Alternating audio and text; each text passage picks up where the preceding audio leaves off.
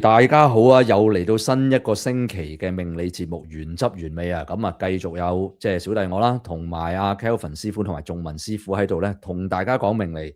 嗱，咁啊，兩位師傅好啊！即係大家有冇留意最近嘅伊朗局勢發展啊？都有嘅，都有嘅。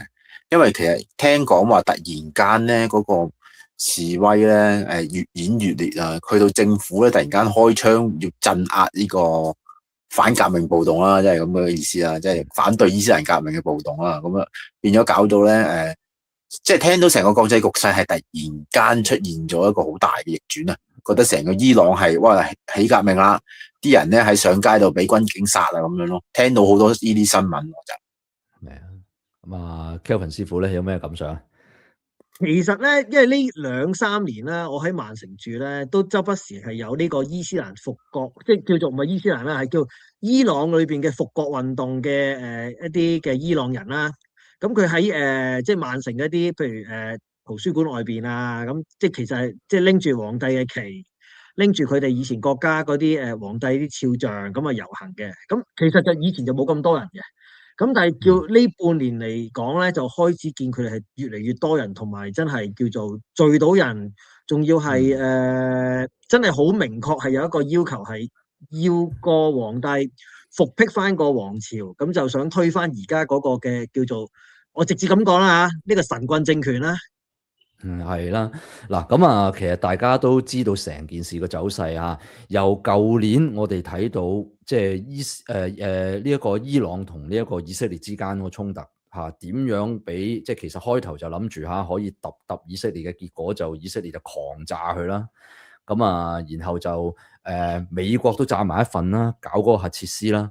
咁基本上已經對於嗰個伊朗嗰個神權政權就非常之大嘅即係衝擊㗎啦嚇，尤其是對於海外嘅波斯人，即係我刻意講就唔係一個伊朗人啦，佢哋可能會覺得自己應該係叫波斯人先啱嘅，係咪？有個波斯嘅復國運動。嗱咁啊，當然呢啲歷史上嘅嘢咧，大家都喺新聞媒體度都睇過啦。咁亦都好明顯一樣嘢，就係話現政權殘暴不仁，咁就刻意地壓抑一啲年輕要求開放嘅聲音，同時間成個國內經濟完全搞唔掂。威信盡失，淨係以住支槍同武器嚟維持自己嘅管治嘅啫。咁所以咧，大家都好關心就係究竟嚟緊嘅局勢就係能唔能夠叫做翻盤啦？大家都可能睇到就係話前朝嘅即係波斯嘅巴列維王子咁佢都係咁喺度發聲，係咪？甚至乎美國總統亦都放個狠話出嚟話要喐手。當然啊，伊朗嗰邊亦都喺度咧，即係劍拔弩張大家鬥硬就話，你咪夠膽咪打嚟咯咁樣即係爭在未講得出就係話，你又試下好似捉馬到羅咁捉我啊，就未講呢句嘅啫，係咪？咁啊，所以咧，其實我哋咧，即係如果大家有興趣知道啲局勢嘅時候咧，咁嗱，我哋就諗起一樣嘢啦。我哋先前講過哈梅內伊噶嘛，係咪？亦都講到佢真係咧，呢一個2025年就一定係有個大劫啊，但係死唔死呢啲就好難講得實，係咪？咁啊，亦都好抵死嘅。我記得嗰集咧，我哋講得出咧，佢屋企咧就會有爛嘅，屋企俾人炸咗嘅會係咁，所以佢就會匿埋咗嘅，係咪？咁啊，而家實際上你都睇到佢都絕對唔係好過啦。咁啊，周圍去避啊，驚俾人成為斬首嘅目標啦，係咪？究竟呢件事能唔能夠短期內成功，或者定係失敗，定係原來係要磨好耐，最終能夠成功革命推翻呢一個叫做伊斯蘭政權呢？我諗大家咧都係好關心嘅。咁當然啦，我哋就唔係打算用時事評論嘅國際關係嘅角度同大家講嘅。咁你都知道而家已經忽然多咗好多國際關係專家噶啦嘛，咁我哋係一如以往啦，有兩位即係仲文師傅同埋阿 Kelvin 師傅喺度咧，咁我哋一定由命理角度出發嚟講嘅。喂，咁不如咁啦，我哋借呢個機會咧，補充翻一下咧，關於阿哈梅內伊，即係佢嗰個嘅即係一啲嘅命運嘅走勢先。嗱，先前我哋都講咗佢即係啲主要嘅嗰個本命啦，佢嗰個過去點嘅樣，同埋個命有咩特質啦。咁但係可唔可以咧，即係就住哈梅內伊，我哋不妨試下補充下。我諗大家都關心嘅，嚟緊呢幾個月，甚至1年半載，甚至乎嚟緊1-2年，呢條友有冇運行咧？即係佢代表緊嘅佢自己。如果我睇到佢冧檔，好可能就代表住喂成個伊斯蘭政權都危乎喎。咁究竟會唔會即係咁樣發生法，定係調轉咧？咁不如即係交俾 Kelvin 師傅分析下先好嘛？好，咁話而家個畫面我哋見到阿哈梅內伊嗰個八字啦，咁其實呢個八字就同上次我哋講嘅一模一樣嘅。咁我哋照簡單去介紹下啦。嗱，佢呢個咧，佢係1939年4月19號出世，咁我哋就當佢係午時嘅。咁然後望翻佢呢個八字咯，佢八字係己卯年係啦，戊辰月丙戌日甲午時係啦。咁我一般嚟講呢個八字要點睇啊？咁一拎個八字啊，丙火生於呢個係辰月，食神當令而透出。咁有啲師傅就話：喂，食神格係啦。實際上其實咧，佢應該係咁諗嘅，就係因為食神太多啦，傷官太多啦，泄氣太過啦。咁其實食多會變傷，咁佢叫做即係傷官好重啦。你可以咁理解就即丙火其實就幾時都唔想要土嘅，尤其是土咁多咧，其實對丙火絕對係個負累。咁要點做啊？以日主嘅即係以丙火嘅角度啦，咁要揾啲乜嘢去救自己啊？係啦，即係用神其實就係維生手段啦，日主係維生手段，咁佢要靠咩去救自己啊？喂，士氣太過，咁梗係要用木啦。用木去做咩啊？一舉兩得，木去克個土，同埋木去生個火，咁去維持住自己嘅。咁其實所以甲木就係佢用神。咁但係個甲木靚唔靚啊？咁你望翻我呢個八字其實咧幾得意嘅，因為天干咧甲丙木咧，可能有啲朋友知道甲丙木等於人啦。咁地支咪有寅卯辰會木局啊？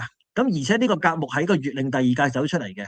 所以佢真神得用之餘，仲要再加埋係即係個用神喺地支會到局咧，仲要係同月令有關咧。咁所以呢個八字就非同小可嘅，真係靚嘅八字嘅，坦白咁講。咁而呢個八字有趣嘅地方咧，就係在於佢始終佢個條喉唔係太大力，咁所以佢要行到一啲開始濕泥啊、多水啊嘅地方咧，其實就會開始有運行。咁所以你見到其實佢喺成個伊斯蘭革命裏邊咧，佢權力最高峰或者係最人生最順風順水咧，其實就1983年到呢個2002年呢段時間。咁點解咧？因為個格局會改咗嘅，因為佢雖然係原局叫做雙官配印格係啦，咁而用神成局，但係佢去到癸亥同壬戌咧，就變咗財支弱煞，因為丙火最高格局就見壬水嘅，係啦，咁啊去到呢啲運就變咗財支弱煞格，咁就用煞即係用壬水啦。因為佢叫做原局好多啊嘛，咁所以一定要殺陽，日主旺嘅，日主有陽人。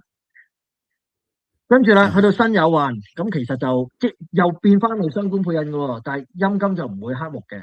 咁其實庚申咧已經開始有啲隊去用神嘅情況，咁但係去到呢啲咁嘅 level 嚟講，咁叫做係嘛，即係始終會有啲渣拿可以燒啲老本噶嘛。咁所以你見佢個政權其實係非常之唔健康，咁但係就可以維持好多年，但係慢慢去退色啦。咁啊，見到而家嘅情況幾微會點咧？記得上一次我哋講過2025年就行月字，即係而家叫做未立春2月4號之前都仲係月字嘅，即係雖然西歷至2026，但係我立春之前仲係計月字。咁而家呢個時間係咩啊？喂，月字嘅話咧，就地支有巳午未會火局，又加埋甲丙木為人，就寅午戌又會火局喎。咁有句説話嘅叫做虎馬犬香，甲為成滅，其實就話喂，如果你用木，但係如果地支太多火，或者流年見到火好多嘅話咧，咁你呢棵樹其實做咩？佢係木生火，亦都木克土啊。咁如果佢係好似嗱，今年去到由12月開始嘛，戊子其實就係戊癸化火噶啦。咁已經係火嘅象會多咗噶啦，即係開始要辣佢嗰個甲木喎。咁好得意嘅意象，因為你而家知道波斯嗰啲復國運動嘅朋友啦，係啦，我叫佢朋友啦。咁啊，佢哋係即波斯以前係拜火教啊嘛，佢而家係有個宣傳就話，喂，伊斯蘭教其實同佢哋波斯人係無關，佢哋拜火教喎，根本係而家係俾人哋騎劫咗。咁你見到未來呢2年啊？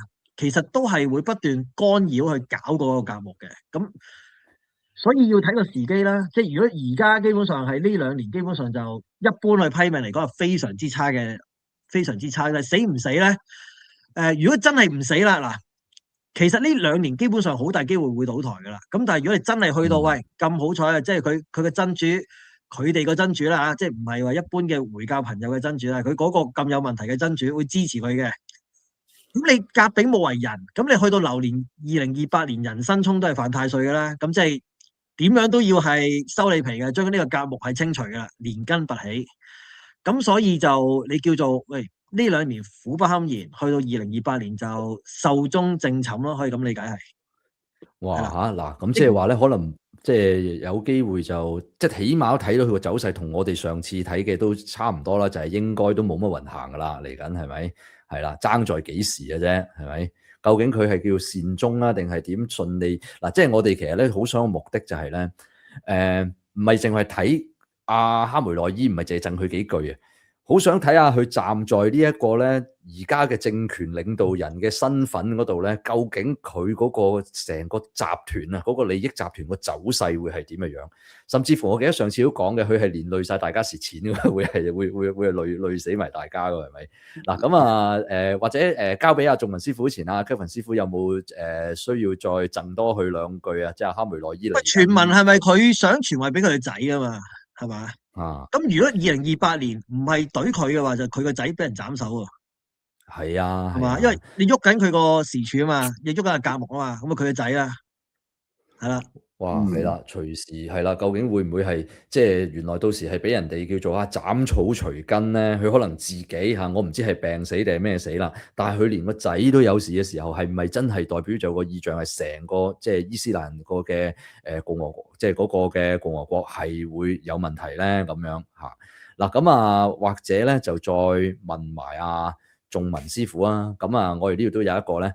係哈梅內伊嘅紫微盤啊，咁可唔可以亦都咧續翻上次咧嚟去叫做真係仔細啲睇下嚟緊哈梅內伊可能係嚟緊幾個月，甚至乎嚟緊1-2年嗰個走勢，即係會唔會都係睇到差唔多嘅意象咧？嗱，其實咁嘅，因為佢而家咧今年啊，我哋就咁睇翻佢今年咧，我哋上次講嘅，即係佢個年命宮係行緊呢個己字噶嘛，即係財帛宮嗰個位啦。咁你會發現見到佢地空地劫噶嘛。咁即係佢好多今年咧就特別多事端嘅，即係好似之前咁樣同以色列嘅即係一個爭執啦，美國轟炸啦，到今日呢一個咁樣嘅因為財困嘅問題，而令到2025年嘅呢一年係咪？係啊，2025年嘅一年，咁你會見到不約而同咧，你會好奇怪，即係有時候咧就命運嘅嘢都好特別嘅，因為咧去到啱啱好嘅農曆11月啦，我哋講。咁啱啱好咧，就係佢嘅而家嘅，即係我哋而家睇緊啦，辛未咧嗰個夫妻宮本命嗰個，即係嗰個宮位咧，係今年嘅財帛宮同埋福德宮嘅位嚟嘅。咁因為對面財帛宮流年嘅財帛宮冇星啊嘛，咁所以我哋睇到佢福德宮裏邊有化忌咧，就真係財帛宮有化忌啦，即係流年嘅財帛宮嘅化忌。咁所以今年我哋見到你冬天呢個月咧，11月咧，你會發現咧佢武曲係化忌嘅。咁武曲財星嚟噶嘛？咁佢喺財宮化忌，即係大鑊啦，破 Q 大財啦。咁作為一個領導人，咁你破大財，咁即係國家破大財啦，大佬。即係大家突然間冇反應啦。伊朗嗰個經濟係咪一個弊疾？突然間佢嗰個，即係我哋而家就咁睇翻啦。我當我馬後炮咁講就係，喂，突然間見到我哋突然間通脹膨脹，嘣咁樣爆炸喎。即係你係突然間係一發不可收拾嘅。而呢個劫咧，因為咁啱咧。佢今年呢個我哋講嘅流命呢個宮位咧，係有地空地劫噶嘛？咁地空地劫喺即係命宮啊，即係流年命宮咧，咁係一定係多災多難嘅。咁如果佢呢個月突然間爆啦，財帛嗰度爆，咁即係有財政危機令到佢爆炸啦。咁再下一個月咯，即係下一個月納月宮咧就係呢個癸酉啦。咁癸酉嗰個位啦。即係天上游弼嗰位主將，咁佢咧又不約而同化忌入去呢個流年呢個財帛宮啊、福德宮呢個位，就貪狼化忌。咁貪狼化忌係乜嘢咧？因為嗱，貪狼咧係嗰個禍福之神嚟噶嘛。如果佢化忌咧，咁啊好大鑊嘅。再加埋佢仲要喺財帛宮化忌，即係佢有幾多錢嚟咧，都填唔到個氹嘅一定。即係佢，而且呢啲情況咧，通常主咧係暗傷。即係慢慢暗耗嘅，即係不斷咁你幾多錢嚟都好啦，佢都會領嘢嘅。即係呢2個月咧，反而就係真係好關鍵。去到今年過年，因為過年我哋行農曆啦，因為即係紫微斗數唔同啦，我哋跟農曆咧，要去到今年過埋年啦。咁即係2月10幾號啊，今年係2月16號之後過年啦。咁即係去到17係咪？17啦，過埋2月17號。如果呢2個月咧佢都冇賭台咧，即係好似阿 Kelvin 師傅話齋，即係最少咧，你佢一路玩到28年，因為你跟住然之後嚟緊咧，你睇佢就算26年嘅盤啦，即係26年到28年呢個盤咧，佢都係即係仲係喺度吊緊命嘅。出年仲特別，佢會喺等下先睇翻佢哋呢幾個盤咧，佢出年咧，佢係會不約而同咧，係應該有啲人會幫佢手嘅，即係咩人咧？咁啊唔評論啦，因為佢有係某啲人嘅好朋友嚟噶嘛，係咪先？某啲政權嘅好朋友啦，即係無論如何都唔會睇住佢瓜老襯噶嘛。曹操亦有知心友噶嘛？呢個世界係啊，咁佢作為曹操知心友，咁嗰啲人會俾好多錢噶嘛。就算即係好似嗰啲國家中意不要父子啊，愛核子咁樣，就係要面子嘅又要，咁啊梗係會幫下手啦。咁佢一路捱到幾時咧？即係因為佢今年咧。佢本身即係流年個飛星已經唔靚噶啦，兄弟宮嗰個位咧，太陽化忌，咁兄弟宮咁同埋即係交友啊，即係呢個位咧，即係壬申同埋呢個丙人咧，咁丙人本身係冇星噶嘛，咁即係勞僕宮嗰個化忌，即係佢嗰啲奴隸造反嘅，係啊，呢個宮位即係今年啊，即係如果我哋都睇翻咧馬後炮啊，又係咁講，咁去到28年啦。即係翻去28年啦，咁當期如果去到28年咧，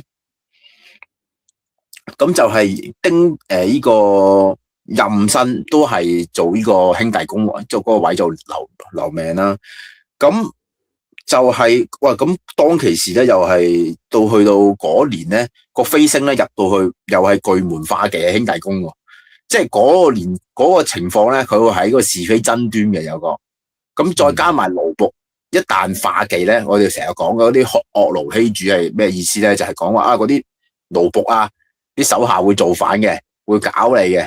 咁你好明顯啦，如果去到呢個情況，咁我哋今年佢太陽化忌，所以佢因為太陽本身又係官星啊嘛，亦都係官祿宮公主。如果公主出咗事咧，咁個官祿咧就唔一定。即係大家都心照啦，係咪先？咁啊，個局長出咗事，個部門會冇事噶嘛？係咪先？咁變咗咧，佢去到今年，即係今年造反啦。咁去到28年咧，都仲有個造反嘅象嘅，係啊。咁跟住之後落嚟咧，咁28年之後啦，咁究竟佢捱埋得到咧？嗱，咁28年咧嗰個成個局咧係悲觀好多嘅，因為咧佢已經。冇，因為佢26年咧都仲有，即係26、27年咧都仲有少少錢啊，或者有啲嘢咧去吊住佢條命嘅。咁但係去到28年咧，呢啲嘢都冇晒噶。咁我哋睇28年嘅時候咧，佢3個宮位咧都冇升嘅。咁28年咧就係由壬申帶頭嘅，壬申宮嘅帶頭啦，做年命啦。咁上邊咧係冇乜嘢都冇嘅。咁除咗係年財有個天梁化科係吉星之外咧，文曲化忌，咁喺嗰個位咧，即係本命嗰兩個星喺嗰個位咧，咁你好明顯佢可能係，即係我咁大膽講，可能佢可以簽咗啲唔平等嘅嘢啊，令到佢受損啦，咁可能對伊朗人民好事啦，因為唔敢肯定佢係咪會領嘢啊嘛，係咪先？咁之後啦，咁去到呢一年咧，咁忌係多過空啦，再加埋咧個市嗱，即係其實你見到佢大限本來呢10年咧已經係唔好噶啦，佢行翻呢個右運幾10年，即係好似以前我哋講嘅，佢右運係唔好噶嘛，好似頭先睇八字都係啦，佢係要去到中年嗰幾廿個限咧，幾個限咧，咁啊掂啊飛黃騰達啦，咁但係啱好最啱啊，點解佢啱好呢幾年咧？就出事咧，就因為啱啱真係22年開始咧，佢行翻右運，即係喺紫微斗數盤裏邊行翻右運嘅。咁行右運會點啊？行右運咁啊，即時咧嗰個位，因為頭先講過啦，佢右運即係本身咧佢唔係好有錢嘅屋企。咁佢行翻呢個運嘅時候咧，咁仲要係啱啱好大官入咗去呢個。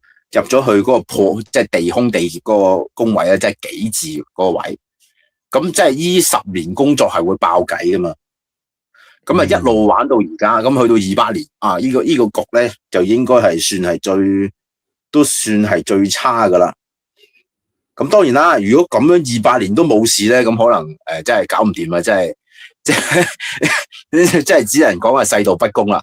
但係如果我哋就咁睇啊，因為200年真係唔係一個咁容易過到嘅位嚟嘅。係啊，即係我哋而家預言就係咁上下咯。係啦，即係大家聽嗰個資訊，而家就係話俾，即係兩位師傅都睇得出啦。對於哈梅內伊嚟講，佢其實你話即時都已經唔係好掂噶啦，有危，即係有不濟噶啦，有厄運噶啦。但係似乎呢個咁嘅厄運連綿咧，一路會持續，只會係越嚟越差，甚至乎大家都不約而同會講個年份就係即係2028呢咁樣嘅年份，甚至乎話可能牽連埋佢自己嘅子嗣添，係咪咁？嗱咁啊，好啦，究竟係佢個人嘅失敗，定係成個伊斯蘭嘅喺伊朗嘅政權失敗咧？嗱咁啊，我哋不妨咧又試下嗱，呢集啊特別長啲，因為咧兩位師傅都好心機咧預備多咗嘢嘅，因為我哋咧唔係淨係同大家講人啊，我哋係嘗試睇下咧嗰啲唔同，即係喺呢個局入邊唔同角色嘅重要人物去嗰個命運走勢，由呢度我哋可以睇到幾多啟示到幾多嗰個伊朗嚟緊嘅命途咧咁。嗱咁啊，另外一個好即係重要嘅人物啦，咁啊亦都可以咧就同即係一陣就準備同大家講，咁我哋就講下巴列維王子。咁啊而家成日有曝光啦，就喺即係呼籲即係呢一個即係伊朗人民起義啦咁即係當然，如果成功話，佢會唔會能夠復辟翻咧嚇？即係叫還原翻呢個巴列維王朝咧？抑或係佢都唔會成功噶啦？但係呢啲嘢就交俾未來嘅一代嘅伊朗人去決定咧咁不妨咧，我哋就試下啦。因為咧網上邊嘅星盤都好容易揾到咧嗰啲巴列維王子嗰啲出生嘅時間嘅，我哋不妨睇下巴列維王子嚟緊嗰幾年嘅命運走勢咧，咁就睇下會唔會睇到有啲端倪咧，就係去知道究竟嚟緊呢一個咁嘅伊朗，甚至會唔會未來叫翻做波斯咧？咁啊，不如又交俾阿 Kelvin 師傅去由八字角度去分析下呢個巴列維王子佢過去、現在與將來咯，好嘛？咁好啦，我哋係 show 到個畫面嘅，係得。好，咁我哋就問下啦，喂，我哋去翻王儲啦嚇，我哋叫王儲啦，唔好叫王子啦，因為佢其實理論上佢老豆1980年死咗之後，佢其實叫做流亡嘅，但係皇帝嚟嘅，係啦。係。咁佢1960年10月31號就喺德黑蘭，即係伊朗出世啦，係啦。咁即係午時嘅都係。好，跟住我望翻個八字咯，咁個八字咧就非常之有趣嘅。咁可能學過八字嘅朋友，咁我哋都用翻個基本嘅 standard 去講啦，喂，庚子年、丙戌月、壬辰日、丙午時，咁點睇啊？呢個八字，呢個八字有趣在於咧，喂，壬水喎，咁陽日元係咪容易要睇有煞先令煞？因為個煞當令喎，亦都8個字裏邊係咪啊？即係如果以純粹講火土嚟講嘅話，8個字裏邊有5個字火土，咁一定係煞旺啦，係啦。而且個煞咧，某程度上以戊土角度嚟講，個七煞有丁火係咪陽印啊？煞嘅陽印喎，咁所以個煞非常之旺嘅。咁但係個日主點啊？喂，如果個煞咁旺，通常都不外乎揾木去懟佢啦，或者用印去化煞。但係呢個八字咧就兩樣都做唔到。第一就真係冇木，化都化唔到出嚟。第二咯，就算係要用印，咁但係問題個庚金趌咗出嚟咧，就兩個丙火，而且個丙火仲要坐住個午嘅，即係丙火坐陽印去懟個庚金嘅庚金咧，就係只係有餘氣嘅，咁就唔係強根嚟嘅。咁所以喺呢個八字嚟講咧，佢個印都用唔到，唯有用陽印。呢個就係一個特別格局啦。如果大家睇個書咧，即係可能好多時候會即係如果啲古書會通常同你咁講啦。如果你係殺印兩庭咧，咁就係殺無印不威，印無煞不顯，就貴為皇后嘅。即係你唔係皇后咧，你都丞相嚟噶啦。咁啊如果你拎住譬如有啲古書，譬如造化元約咁睇咧，庚金生於酉月咧，即係唔係乾隆皇帝咧就和珅，唔係和珅就丞相嚟嘅。即係大量啲咁嘅例去睇到嘅，咁殺印即係叫做係殺印兩庭，因為始終個印咧就比較弱啦，因為佢真係火土多啊，咁所以咧行運咧最靚咧就要行到一啲叫坐印嘅運啦，咁所以坐印嘅運即係用水喎，咁所以咧就行都陽印啦，行祿啊，即係以壬水角度嚟講啊，見祿見陽印，即係行亥運、行子運呢啲咧就最靚嘅運。咁所以你見到咧，其實佢一出世就話喂，諗住係俾佢做。即係王儲係嘛？即係其實當時你見好多相咧，即係雖然佢有細佬，但係就已經係佢有少少似好似阿康熙咁樣噶嘛，即係立咗太子噶，係啦，即係同阿媽同阿老豆一齊影相咁啊，即係皇室合照咁樣嘅。咁啊，有全家福，但係零零丁丁係佢咧就會着住套禮服咁啊，跟住老豆或者跟住阿媽噶嘛，咁啊就係阿王子嚟嘅，即係當時嘅王子，而家係王儲啦，係啦，咁佢就真係叫做殺人兩停，咁而細個行嘅運係非常之好，咁但係我哋要好得意噶啦，睇到一個咧八字會見到嘅得意嘅地方嗱，通常啲朋友就話喂，八字係睇好定運好運唔好運嘅啫，咁應該睇唔到其他嘢嘅，其實就睇到啲六親好得意嘅嘢噶啦，即係當呢個例子咁講啦。壬水咧，佢一定係陰金所生啦，咁所以咧申金係阿媽。咁因為丙申合嘅關係，丙火就係老豆啦。即係一般俗論啦嚇，嗱我哋唔好理陰陽，就通常話偏財為父咁樣啦。咁佢八字嚟講真係丙火做老豆嘅，係嘛？嗱，丙火做老豆喎，丙火做老豆會有啲乜特質啊？丙火做老豆咧，佢就係丙火生於戌月，但係丙火有陽人。而丙火又係有煞先令煞喎，咁啊壬水就係丙火嘅七煞，煞同日元比，丙火有陽人，壬水都有陽人，但係因為佢係秋天戌月出世，而土係好旺嘅，所以土會有個克水嘅嫌疑，係啦，因為食神好旺啊嘛，咁所以個煞其實係會比個丙火弱少少嘅，咁所以喺呢個咁嘅情況底下咧，佢就絕對係財之弱煞格，咁啊老豆財之弱煞格，咁行運嚟講，因為佢原局冇木咧。就唔睇病藥，直接就已經行水地就已經彈嘅，所以阿王子細個20年，其實就係佢老豆最風光嘅20年。咁當然啦，去到戊子運其實有個批變嘅，個批變係點樣睇咧？佢個老豆嗱，而家以佢老豆立極點講嘅，即係用王子個八字睇佢老豆。喂，丙火用壬水，但係呢個運裏邊係咪個月令嘅食神夾咗出嚟？係咪陽日元戊土係咪以克壬水為先？咁即係食神制殺噶喎，咁入咗呢個運咧，1974年佢老豆生 cancer 啦已經，咁但係揾到好多，即係你只有皇帝啊係嘛，有好多外國嘅專家，好多醫療團隊一定買到藥係嘛，唔會有啲咩事控制到病情嘅。至於普通人係嘛，為 cancer 可能2-3年就瓜咗老陳嘅，甚至可能普通人係嘛仲快，咁但係皇帝啊咁啊有驗身噶嘛，咁啊發覺得早，咁啊控制到病情。但係去到1978年咧，可能有歷史有啲認識嘅朋友啦，我聽聞嘅咋，我唔知啊。嗱，1978年咧，香港有單嘢噶嘛，其實就好似係何鴻燊係嘛，就當時喺伊朗投資呢個馬場啦，跟住就伊斯蘭革命啊，梗係血本無歸啦，係咯，就係呢啲時間嘅投資伊朗啊。咁啊，呢個流年發生咩事咧？1978年，咁係咪又見到食神制殺啊？即係呢個運係話俾你聽 PK。呢個流年就再話俾你聽係 PK 喎，嗱，而且就好得意嘅，佢呢個八字咧，以王子同佢老豆嘅角度嚟睇都啱嘅。佢老豆就係丙火啦，佢就壬水啦。嗱，阿王子係壬水，咁佢咧個用神喺個年柱地支，咁即係呢個陽印喺呢個位，其實就年柱地支係代表祖基、祖任、祖墳。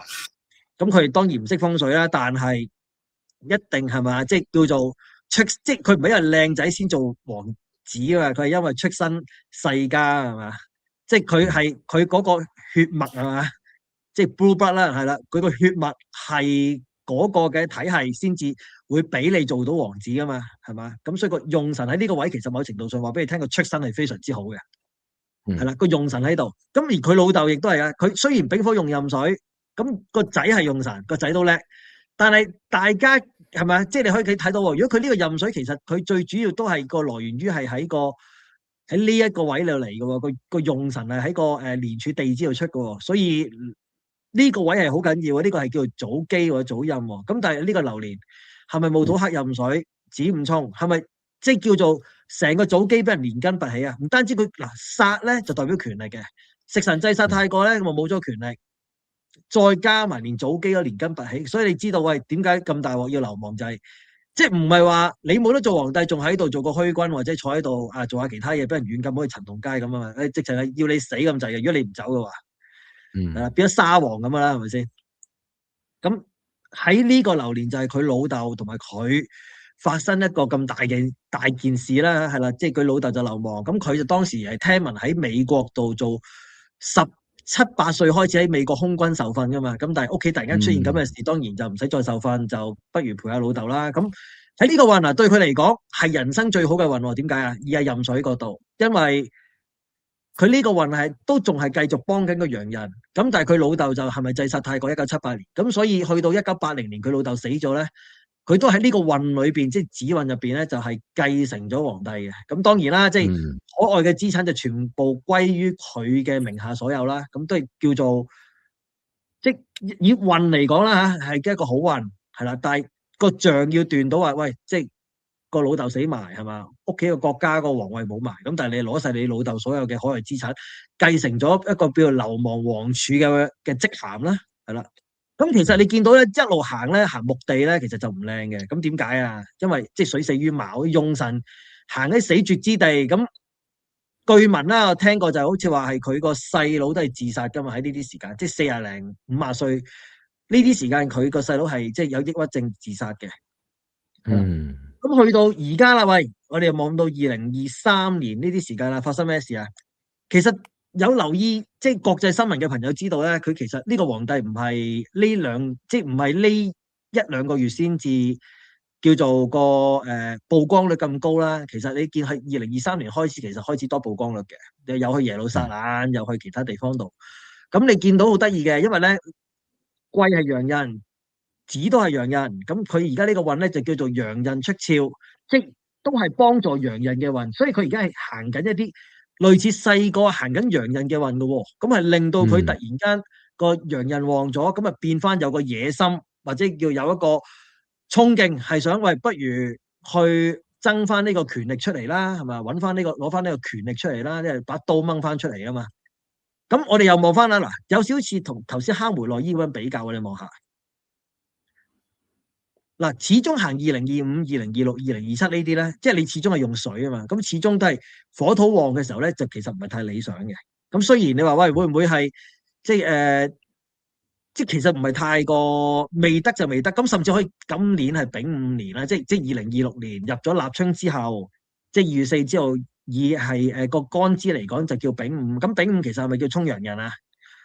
其實有一個危機咧，有可能今年會俾人刺殺嘅。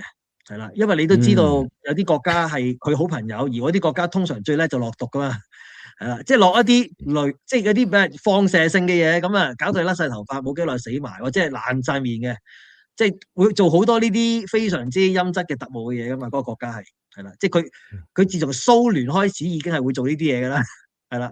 以前佢咪喺英國暗殺過某啲反對派咯，即係大家都清楚啊。即係當年喺八姐嗰度，喺八姐嗰度安排啲毒藥啊，跟住噴嗰條係啦，甚至揾人係揾冰鑿嚟鑿死你咁樣噶嘛，即係阿托洛斯基啊，俾史達林派人去暗殺噶嘛，係啦，即係會做呢啲嘢噶嘛，即係因為某程度上你係，即係雖然嗰個唔係佢國家安全範圍，但係佢覺得呢個係佢嘅國家利益之所在，因為嗰個係佢勢力範圍，而你等於喺太歲頭上動土啊。係啦，咁所以喺呢個情況底下，佢其實今年係真係有風險嘅，會有可能有俾人暗殺，而且即係子午沖洋人，而且呢個係咪頭部啊？頭部喎，係咪？咁你可以咁諗啦。喂，我哋又望下流月啦。咁流月嘅話，咁可能真係叫做喂夏天、秋天呢啲時間係嘛？即係要洋人逢沖嘅情況底下咧，咁真係有可能係會俾人哋暗殺㗎。咁但係如果真係過到啦，嗱，我哋當佢過到先啦，我哋唔好話即係咁悲觀過唔到。如果真係過到，沖洋人都冇事，去到2028年，咁佢就真係有機會去即係做到有少少似以前啦，即係台灣你知打中華民國成日都話要反攻大陸噶嘛，咁啊即係做到呢樣嘢。點解咧？因為庚寅木為申，係嘛，癸等於子，咁即係地支兩個子兩個申，咁即係2乘2乘4，咁即係4個申之辰水局去幫助個洋人，咁所以就會變咗係個洋人特旺喎喺2028年，咁即係有機會可能喺2028年佢能夠係叫做翻故土，可能做翻一個即係叫做君主立憲嘅角色，或者可能係即係叫做暫代國家元首嘅角色啦，即係有可能會突然間喺呢個年呢個運係會有個咁嘅成就出現咗嘅。咁但係你當然咁講啦，喂，佢之後會點啊？咁啊唔會話即係千秋萬世，其實佢都係去到下一個運咧，甲午咧，其實都係子午沖啊，都係唔靚仔啦。咁有機會喺呢啲時間咪係啦，即係可能年紀大，咁你呢啲時間子午沖洋人，咁亦都有可能啦。咁我哋就唔會即係近期嘅事推敲未實現，就唔好講之後嘅嘢啦。咁但係喺呢個運嚟講，就真係見到佢即係個洋人掹翻出嚟，係2028年有機會可能係叫做即係叫反攻成功，能夠係即係以佢角度嚟講叫解放翻波斯啦，係啦。嗱咁啊，唔該晒 Kevin 師傅啦。嗱咁啊，我哋咧係就不如啦，又係轉埋去個紫微角度咧，睇睇阿巴列維即係皇上啊，呢位啊，已經係應該就儲君啊。但係如果唔係俾人推翻嘅話，應該就已經即係登咗位噶啦，係咪？咁啊，阿巴列維究竟即係嚟緊個意象會係點咧？即係由紫微角度睇下，即係點樣了解佢咧？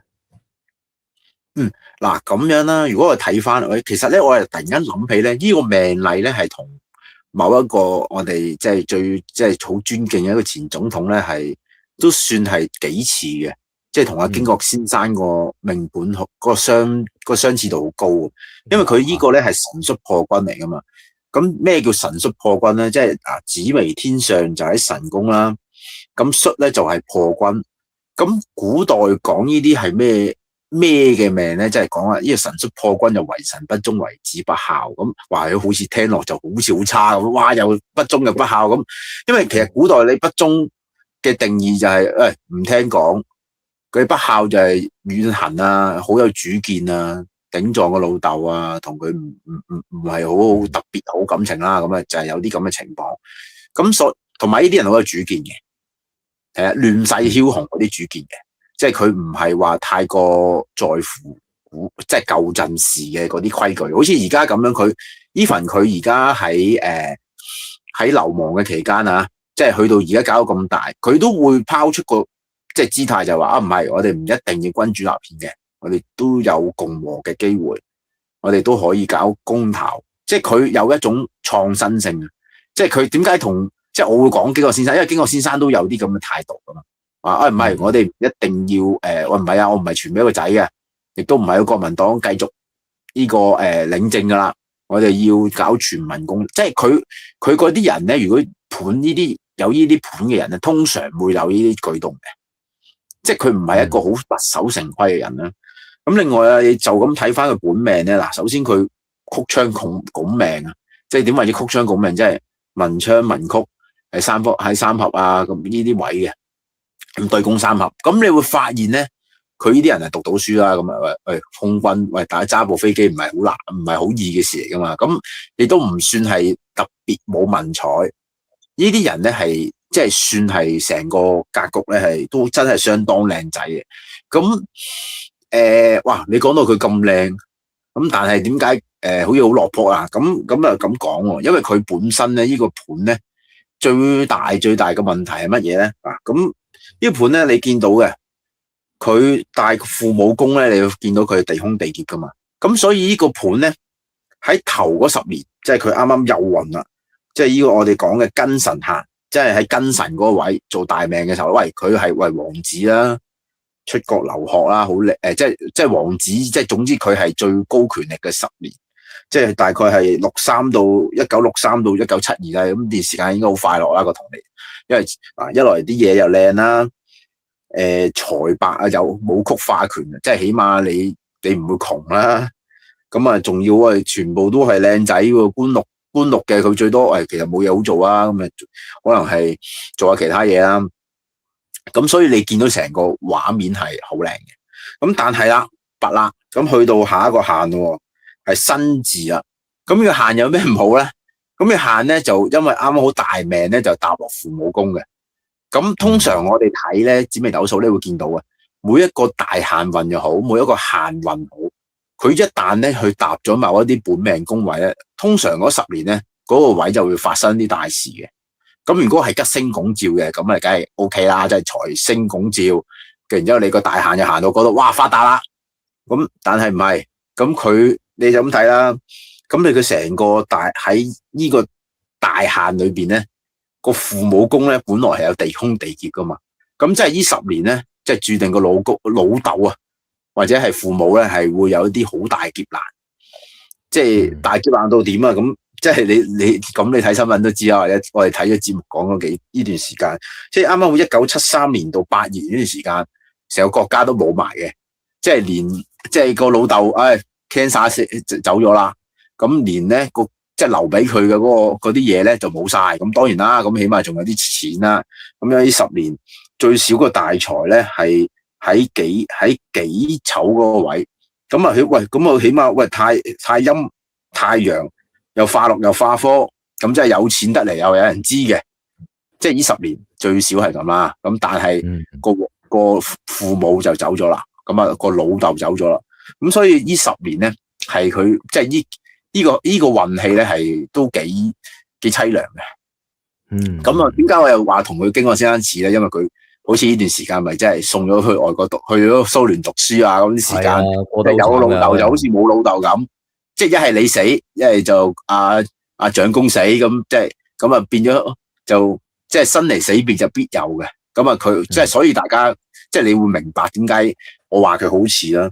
咁好咯，呢個你就咁睇，哇！咁佢都好凄涼啊。咁但係咁去到今時今日啦，即係頭先我 Kelvin 講佢23年啊嘛，咁啊佢個紫微斗數盤都係咁。咁去到丙戌限啦，即係行翻去佢幼運嘅對宮盤，即係佢幼運嘅，即係我哋講嘅幼運係因為佢啱啱好上下對轉啊嘛。咁啊，一開始就係行庚辰運，咁而家就行丙戌運。丙戌限啦，我哋講限嘅。咁丙戌限呢個位，咁行翻去對宮喎，咁啊成個盤就逆轉咯，去行翻右運喎。咁你會見到三方四正咧，又係一來殺破狼啦。咁呢10年咧，即係有機會咧係變動多啦。咁同埋大千係天相同埋紫微啊嘛，咁啊代表佢本呢10年咧，相貌堂堂嘅喎。係你出嚟走動咧，人哋會覺得你點啊？個樣好靚嘅，好靚仔嘅。咁即係講話佢個成個包裝 image 好靚嘅，即係啱啱好2023年開始，一路去到2032年呢10年，都係好有機會可以繼續嘅。咁同埋就係因為呢10年啱啱好咧，佢大千係文昌化科啊嘛。咁啱啱好呢10年咧又出晒名啦。相貌堂堂啦，即係復學運動係，因為真係呢段時間先開始曝光噶嘛，即係一路玩到而家。咁但係咧，佢今年咧就突然間再行咗嘅，因為今年咧佢行呢個叫做流命嗰個位咧喺又啱啱行辛字啦。咁呢10年咧，因為呢一年咧，其實基本上咧係即係好難即係解釋，就係話佢。今年咧，其實都會有災難嘅，即係一啲唔同嘅嘢係可能已經騷擾到佢啊，或者有啲飛來橫禍嘅。今年都即係今年嘅情況都唔係特別樂觀嘅。咁但係咧有樣好嘅，咁啊因為咧佢年財嗰度行翻去我哋講嘅右運啊，咁同埋年財呢個位，咁啊又祿又化科，咁即係今年咧佢都係會得到好多唔同嘅賞識啊，或者有啲即係出名嘅嘢。今年都有嘅，就算 even 喺財帛宮都好，我哋見到呢樣情況咧，咁你都可以咁斷嘅，係啊，咁啊，所以你會發現咧，佢今年啊好，佢嘅即係知名度又去到另一個頂點啦。咁去到26年咯，即係26年咧就啱啱行任午嗰位就領頭啦，做流命宮嘅宮位啦。咁呢啱啱好呢個位咧就係啱啱又係殺破狼。咁殺破狼有咩唔好啊？我成日都講，好似套戲咁樣，殺破狼好似好恐怖咁啊！因為基本上殺破狼古代咧就係嗰啲流氓啊，做一個充軍啊嗰啲人咧先會有嘅。因為咧殺破狼就係一啲好即係好多唔同嘅叫咩啊？好多唔同嘅嘢要你做嘅，即係好似人哋充軍啊，行去周圍啊變動啊，即係有呢啲咁嘅情況。咁出年咧，反而你會小心嘅一樣嘢就係佢要小心嘅一樣嘢就係咧，佢要真係走趯啦，即係呢個26年嘅問題啦。咁咁我頭先講Kelvin 講話28年有冇機會回潮咧？嗱，咁我哋再睇睇啊。咁去到28年咯，去到28年咧，流命咧就係去到甲申啦。咁當其時咧，佢三方四正咧對面年遷個位咧就貪狼化祿啦，右弼化科。咁年遷貪狼化祿同右弼化科有啲咩好啊？咁嗱，貪狼化祿因為主走動咧，即係交際應酬，即係貪狼係可以講一來主禍福之神啦，二來就係佢係一種即係交際星嚟噶嘛。佢可以周圍去同人走走趯趯噶嘛。好似即係好多唔同嘅書或者有啲透派嘅老師傅講啊，佢係妲己，佢識得周圍去迷惑人，即係迷惑係一個貶義詞啦。咁但係佢會識得同人講交際嘢嘅。咁貪狼化祿就係出去應酬嘅時候又好咩都好，人哋會認同你嘅，即係會聽你講先啦。再加埋酉白化科，即係有人幫手喎，幫到出面喎。咁呢一年咧，亦都係年官係武曲，即係本命嗰個武曲係化權喺個流官嗰度噶嘛。咁今年掌權嘅機會咧，嗱有噶，真係有。咁但係係咪好有機會咧？嗱，咁即係坦白講嘅，如果我就咁睇咧，佢個掌權嘅機會咧，可能係帶俾佢一啲危險嘅，因為咧佢當其時呢個28年咧，佢嗰個即係斗軍盤咧，可能會即係飛落去財帛宮嗰度化忌嘅，咁啊可能會破咗財，或者佢去得到個權力之前咧，佢好可能咧係使咗筆好大嘅錢嘅，對佢嚟講，即係可能佢破咗。咁所以對佢嚟講，咁喂掌握翻個權力，如果登翻基嘅，講真啦，幾多錢都唔緊要啦，係咪先？喂，完成咗個歷史任務啊，大佬，即係好似阿經國先生帶領大家反攻大陸咁樣，喂，完成咗歷史，當然佢冇成功啦，咁因為真係好遺憾啦。咁但係咁咪成個故事係唔同啊嘛。所以我哋就要睇下啦，究竟佢28年呢段時間，即係我覺得佢人生最有機會。亦都係啱啱好，佢行翻呢個幼年嘅呢10年嘅幼運咧，佢先有呢個咁嘅命水嘅。如果唔係咧，話過埋28年啦，咁去到下一個運咧，即係我哋先講啦。喂，下一個運咧就已經係行翻去幼年嗰個，即係死老豆啊，冇咗王國嗰個運噶，即係去翻丁亥限咧，就係對宮咧就已經係呢個辛字啦，又去即係去翻辛字運。即係成個限咧，就你會發現咧，咁如果佢今個限咩都做唔到咧，咁下個限就唔使見到佢啦，因為佢又會行翻嗰個運咧，就拜拜啦，就歷史任務都完，即係唔好完咁簡單，可能佢人生都完咗，不過唔緊要啦，佢起碼有仔女啦，咁啊可能有其他王儲出現，或者佢已經成功咗啦，咁即係唯有係咁講咯。所以佢呢個運咧就真係比較特別嘅，好，即係佢中年。佢同阿哈梅內伊有啲即係完全相反，哈梅內伊係幼運差，就中年運咧就非常好，佢咧就幼運好，中年運咧就非常差，或者唔好非常差，即係中年冇運行啦。咁所以變咗佢呢10年，即係23到32呢10年係關鍵嚟噶啦，因為佢係行翻去當年佢做王子嘅時候嗰個運喎。咁如果佢咁樣都唔成功咧？坦白講，真係即係都即係只能嘆息啦。咁啊，即係同埋可能佢唔成功嘅原因係因為即係伊斯蘭革命倒台咧，係因為行翻共和制啫，唔係因為佢係行翻君主立憲。咁即係我只能咁樣。如果唔係一路玩咁啊，如果哈梅內伊呢個政權一路去到32，其實對世界都係一個噩夢嚟嘅。係，即係因為而家佢係啊，呢幾年都見到佢係一個。即係一個耗財嘅角色，即係耗盡咗民生國計嚟繼續維持佢支撐佢噶嘛。咁啊，咁如果佢繼續咧，就咁搞唔掂啦，真係不堪設想啊！係啊，我諗好多即係尤其是企喺呢一個即係伊朗伊斯蘭政權對面嘅，即係一啲即係我哋一啲嘅叫做周圍嘅旁觀者啦，我哋都會覺得最後係唔係巴列維王朝回朝，其實我哋唔係好 care 嘅。其實我諗就係最緊要就係站在而家一啲渴望開放自由嘅新一代嘅伊朗人或者波斯人，佢哋能唔能夠真係真正人民自己當家作主嚟選擇自己嘅體制，係咪決定邊一個先至係我哋呢個國家嘅領導人，甚至乎我哋究竟係揾翻皇帝嚟，定係皇帝可能只不過係一個工具，然後我係希望有人幫我去號召大家去趕走呢一啲即係叫做高壓統治嘅呢啲咁樣嘅即係伊斯蘭嘅一個咁樣嘅政府咧。咁嗱咁啊，即係當然啦，好似有啲比較如我哋所願嘅方向就係可能就係哈梅內伊冇運行喎，係咪？係咪真係佢可以連帶埋成個佢嗰個咁嘅伊斯蘭勢力都冇運行咧？定係佢會成功傳位，然之後再繼續負隅頑抗咧？係咪？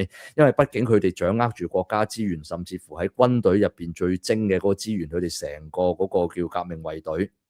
真係伊斯蘭革命衛隊先至係有真真正正實力同資源嘅地方咧，其實就係嗰個損傷有幾大咧，入邊有冇內訌咧，應該就比起其他情況係少嘅。咁啊，但係咧另外一個異象啊，可能都比較鼓舞啲，就係似乎巴列維王子仲有幾年玩下，係咪？佢甚至乎會行運，可能成功。之後佢唔行運，可能係健康因素，可能係人民選有咗其他體制。咁即係我哋似乎由呢個命運走勢度咧，都好似睇到一啲異象，就係話咧，可能就係伊朗未來嘅局勢，大家唔好話好過分地不切實際期望，就可以喺下個禮拜就翻盤。即係好似我哋見到馬杜羅嚇，我哋先前上個禮拜先至講完嗰啲。佢突然之間出現咗，俾人咁樣捉走咗，往往就係因為其實美軍已經係成個任務部署咗好幾個月，嗰個兩個航空母艦編隊已經佈喺嗰度一輪啦，突然之間唔出聲，粒聲唔出就一嘢殺埋去，係咪？我哋見到一日嘅變化就係即係台上3分鐘，台下10年功。而家你要準備去推翻一個叫伊朗呢一個咁嘅伊斯蘭勢力更加大，係咪？雖然佢先前受咗以色列嘅打擊同美國嘅打擊，但係始終就係呢啲爛船3根釘。你即係嗰個部署情況未必有委內瑞拉咁足嘅時候，究竟能唔能夠咁短就成事咧？咁所以我覺得咧，可能更加即係切實嘅一個嘅即係分析啊，無論係你話我哋常識或者命理，甚至乎大家即係由嗰個國際關係層面嚟講啊。即係風物長而放眼量嚇，咁我哋就放長遠少少去睇。根據兩位師傅講咧，可能2027、2028事情就會有轉機咯。咁即係呢度就祝福，即係渴望自由嘅波斯人、伊朗人就能夠成功。能夠即係叫做真正能夠獲得民主自由就叫做唔好再即係被逼係同嗰啲咁嘅邪惡軸心國家就繼續同流合污啦，係咪？嗱，咁我哋今日就做得比較長嘅，我哋因為咧一次過就透過睇2個命例嚟去即係去分析下，嘗試預示喺呢個國際形勢，我哋就好少咁做嘅，因為都多謝2位師傅咁辛苦預備咁多嘢，又睇咗2個人，又睇埋佢哋嗰啲流年大運同埋嗰啲甚至乎流月都有講嘅。頭先Kelvin 師傅我見真係即係非常即係感謝，咁希望各位聽眾中意我哋即係今次嘅呢一個咁樣嘅分析啦，咁2位仲有咩補充添啊？暫時我就未諗到啊，因為其實我就係好希望即係伊朗嗰件事我哋繼續留意啦，我哋就繼續留意啦，係啦。咁臨走之前咧，大家咧就記得訂閱翻眾民主牆YouTube 頻道同埋呢一個秋海棠紫微八字命理嘅 YouTube 頻道，繼續咧收聽我哋原汁原味嘅節目。咁我哋下個星期同大家再見啦，拜拜。好，拜拜。拜拜。